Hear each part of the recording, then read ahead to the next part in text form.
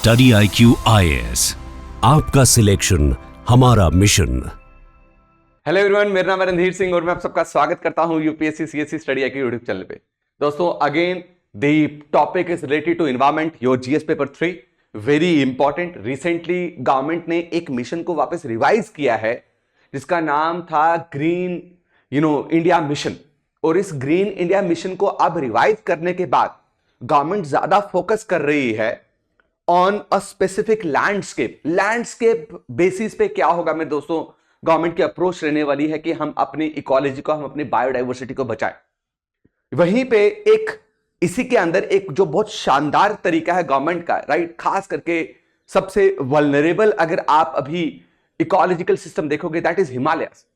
According to Indian Institute of Science, 30% of India's forest they are vulnerable to climate change, but mostly these forest are in Himalayan region. वहीं पे Himalaya region में अगर आप देखेंगे, specially if I talk about north eastern states, वहां पे jhum cultivation बहुत ज्यादा होता है, right, slash and burn cultivation है ना, जिसको बोलते हैं आप फॉरेस्ट का छोटा सा पैच ऑफ लैंड उठाते हैं, फॉरेस्ट को काटा जाता है, जलाया जाता है, फिर उस लैंड को मेरे दोस्तों यूज किया जाता है क्या करने के लिए, आपका क्रॉप्स लगाने के लिए। और ऑब्वियसली वहां पे सस्टेनेबल मॉडल में तो आपकी कल्टीवेशन होती नहीं है, तो वो कुछ देर के बाद वो पैच ऑफ लैंड जो है वो पूरी तरीके से इनफर्टाइल हो जाता है, राइट, वो डेट्रीमेंटल हो जाता है कोई भी क्लाइमेट, कोई भी क्रॉप कल्टीवेशन के लिए। फिर वो क्या करते हैं, मूव करते हैं, right, from that patch of land to another patch of land.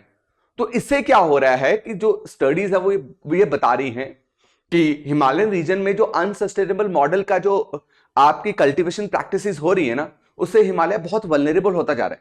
इसलिए इंपॉर्टेंट है कि हिमालय में अब प्लांटेशन करें, यानी कि ग्रीन कवर, राइट, बहुत बड़े लेवल पे प्लांटेशन ड्राइव की जाए। लेकिन प्लांटेशन ड्राइव में they will keep this thing in mind कि हमें प्लांटेशन ड्राइव में सिर्फ उठ के पेड़ नहीं लगा देने, जो नेटिव स्पीशीज हैं हम उनको ज्यादा ग्रो करेंगे। साथ में एक और स्टडी है जिस स्टडी में यह बताया गया कि 1992 से लेके आपका 2002 तक जो डिजास्टर्स इंडिया में आए, दैट वर अराउंड 650 प्लस, उसमें से 240 डिजास्टर्स जो है मेरे दोस्तों आपके कहां थे, 240 डिजास्टर आपके कहां आए, हिमालयन रीजन में। इसलिए अगर इस वक्त हम हिमालय रीजन को प्रोटेक्ट नहीं करेंगे, जैसे अगर आप देखेंगे प्रॉब्लम क्या है हिमालय रीजन में, अभी ग्लेशियल है ना, लेक आउटबर्स्ट फ्लड्स बहुत देखने को मिलते हैं, राइट, जैसे अभी सिक्किम में हुआ, फ्लड्स बहुत आ रहे, क्लाउड बर्स्ट बहुत ज्यादा हो रहे। तो इसको रोकना है, अगर हिमालयन के सॉइल की या स्लोप्स की को स्टेबलाइज करना है, तो ग्रीन प्लांट कल्टीवेशन बहुत जरूरी है। तो मैंने आपको क्या बोला कि जो भी इन्वायरमेंटल चैलेंजेस चल रहे हैं, खास करके बहुत ही नाजुक, बहुत ही फ्रेजाइल हिमालय रीजन। देखो, हिमालय रीजन को फ्रेजाइल क्यों बोला जाता है, we have to understand, because this is tectonically very active region, है ना। Himalayas are example of young fold mountains, they are still growing, tectonically they are stable, unstable sorry. और उसके अलावा जो यहां पे रॉक्स मिलते हैं मेरे दोस्तों, they are very soft rocks. यहां पे किसी भी तरीके की अगर मेरे दोस्तों इंक्रोचमेंट होती है, चाहे हम बहुत बड़ा इंफ्रास्ट्रक्चर लेके आए या आपका फॉरेस्ट कट करें, किसके लिए, आपका लोकल लाइवलीहुड की उनको उनकी जिंदगी गुजर बसर करने के लिए, तभी हिमालय में बहुत नुकसान होने वाला है। अगर आप थोड़ा सा जम्मू एंड कश्मीर, उत्तराखंड में अगर आप ध्यान देंगे तो आपको पता चलेगा कि यहां पे प्रॉब्लम ये चल रही है कि लैंड सब्साइड हो रही है, लैंड सब्सिडेंस अगर आपने सुना हो, बहुत बहुत प्रोमिनेंट हो रहा है, क्योंकि इसको टूरिस्ट हब बनाया जा रहा है। लेकिन अगर हम अनसस्टेनेबल मॉडल पे इस पे काम करते रहे तो बहुत नुकसान होगा। इसलिए गवर्नमेंट ने क्या किया, एक मेजर रिस्टोरेशन प्लान जो है उसको लॉन्च किया है, जिसमें जो ग्रीन इंडिया मिशन था उसको वापस रिवाइज करके उसको नाम क्या रखा है मेरे दोस्तों, आपका national mission for a green India. याद रखना, अगर आपने सुना हो national action plan for climate change, right, जो पेरिस एग्रीमेंट के अंदर इंडिया ने इस नेशनल एक्शन प्लान लाया था क्लाइमेट, उसी का हिस्सा ये प्लान। क्या होगा, लैंडस्लाइड्स को रोका जाएगा, सॉइल इरोजन को रोका जाएगा, फॉरेस्ट डिग्रेडेशन को रोका जाएगा। कैसे, लार्ज स्केल प्लांटेशन करके। मेरी बात क्लियर? तो थोड़ा सा आपको पता होना चाहिए कि national mission for green India क्या है। ये एक रिवाइज्ड गवर्नमेंट ने क्या किया है, ऑलरेडी एक प्रोजेक्ट जो 2014 में चल रहा था, जिसका मैं बता दूं, जिसका नाम क्या था, GIM, ग्रीन इंडिया मिशन। इसको 2014 में लाया था, क्या करने के लिए, फॉरेस्ट कवर को इंक्रीज करने के लिए। Now what is forest cover, आपको एनवायरमेंट पर्सपेक्टिव से पता होना चाहिए। फॉरेस्ट कवर मेरे दोस्तों, कोई भी ऐसा लैंड जो 10 हेक्टर से ऊपर का है, more than 10 hectares of land, doesn't matter किसकी ऑनरशिप है, ये मैटर ही नहीं करता वो किसकी ऑनरशिप है। Forest cover means that the area which is the land which is more than 10 hectares, जहां पे ट्री कैनोपी, जहां पे पेड़ जो है, ट्री कैनोपी की जो डेंसिटी है 10% अगर है तो उसे हम फॉरेस्ट कवर बोलेंगे।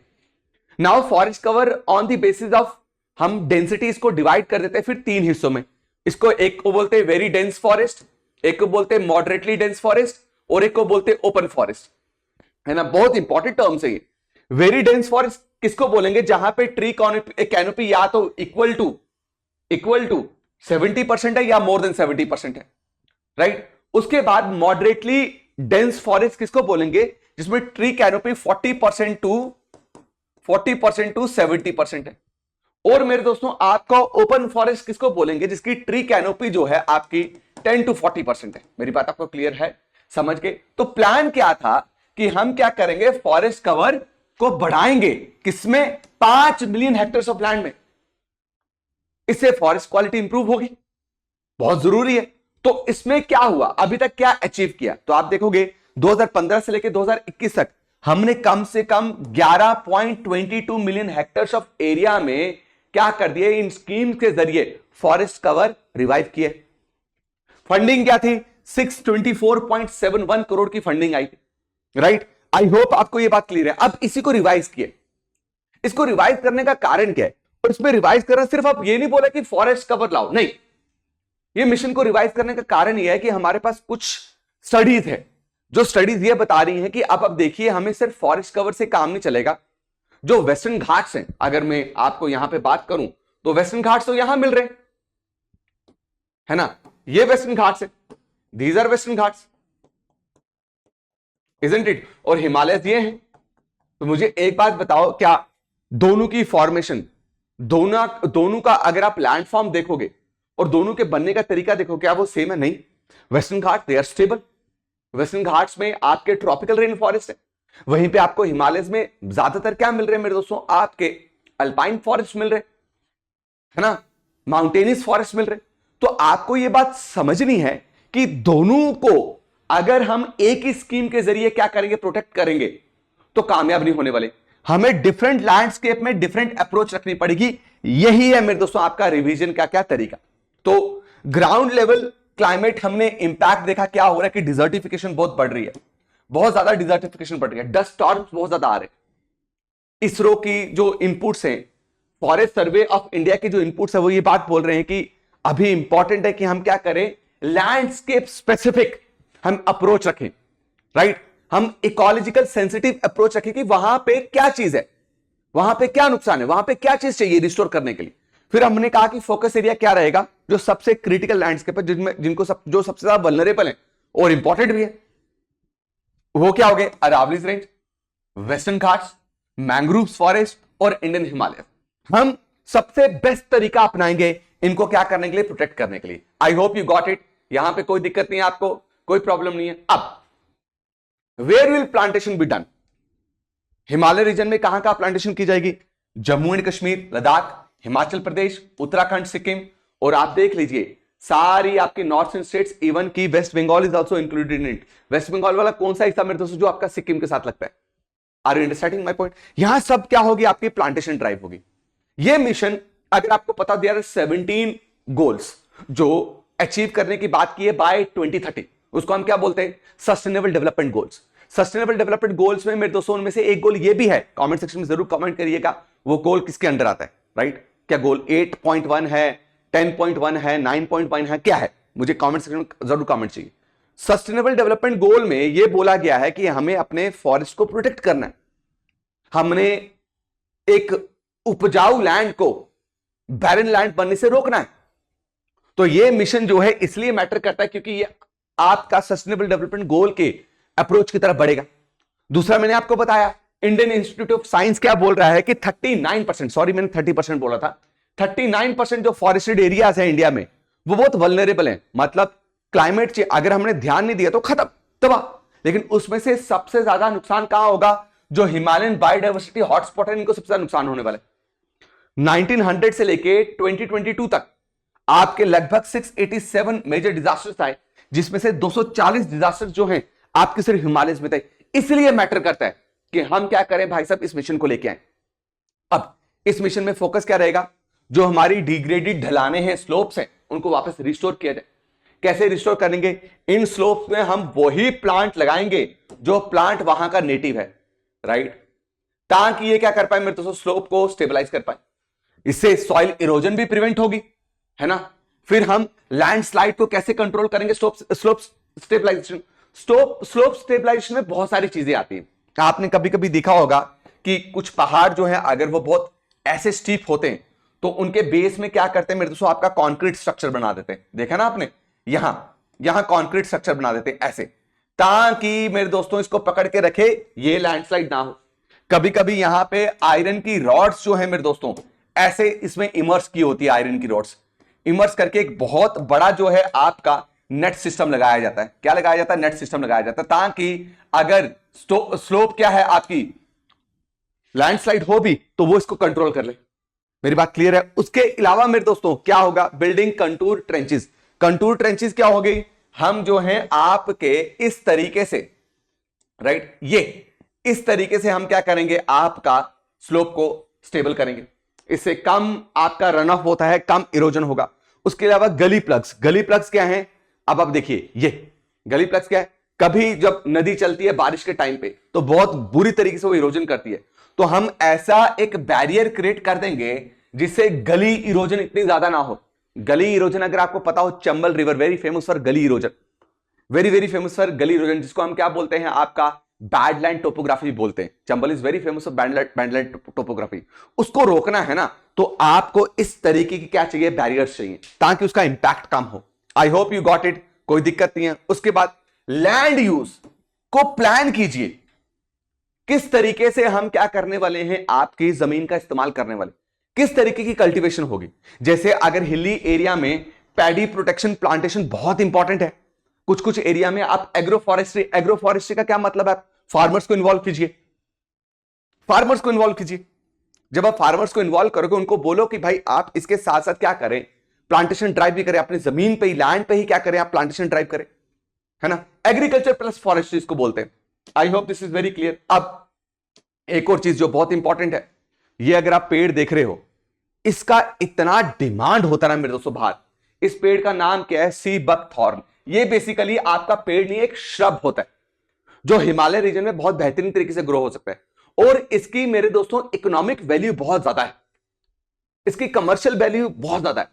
गवर्नमेंट क्या प्लान कर रही है कि हम हिमाचल प्रदेश, उत्तराखंड, जम्मू एंड कश्मीर, सिक्किम में जहां पे ये लग सकती हैं, वहां पे इस सी बकथॉर्न को लगाएं। याद रखिएगा दिमाग में, सी बकथॉर्न क्या है, क्योंकि सी बकथॉर्न लोगों को हेल्प भी करेगा, है ना, लाइवलीहुड सपोर्ट उनको मिलेगा, लिविंग स्टैंडर्ड उनका बढ़ाएगा। अब मिशन में यह भी हाईलाइट किया गया है कि झुम कल्टीवेशन बहुत खतरनाक है। झुम कल्टीवेशन मेन कारण बना हुआ है नॉर्थ स्टेट्स में, किसका? डिफॉरेस्टेशन का, लैंड डिग्रेडेशन का।